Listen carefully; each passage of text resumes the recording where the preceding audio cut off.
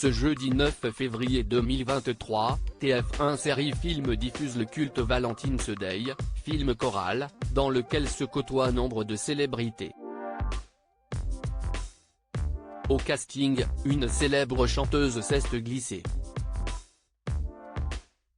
Parce que l'on a toutes et tous besoin d'une bonne dose de bonne humeur et d'histoire d'amour, ce jeudi 9 février, TF1 Série Film nous offre Valentine's Day.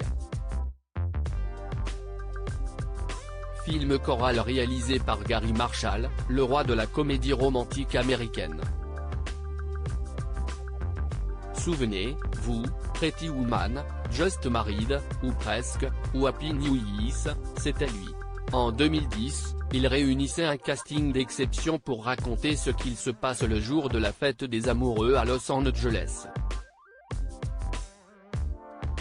Avec Ashton Kutcher en fleuriste romantique, la rayonnante Julia Roberts en militaire de retour du front, le charmant Bradley Cooper, tout était réuni dans ce film aussi drôle que tendre.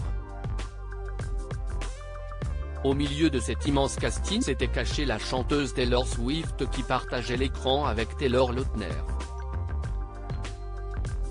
It's a Love Story, Baby, Just Say Yes. Dans Valentine's Day, la chanteuse américaine incarne la meilleure amie de l'actrice Emma Roberts. À chacune de ses apparitions elle provoque de nombreux fous rires. Notamment lorsqu'elle se balade avec un ourson géant avec un cœur au milieu. Une scène hilarante, dont Taylor Swift a révélé lors de la promotion du film que le réalisateur Gary Marshall a adoré la performance de la chanteuse de Lavender Haze. Pour moi, sortir de ma zone de confort, et avoir un réalisateur légendaire et extrêmement talentueux rire à ma première scène, c'était vraiment merveilleux.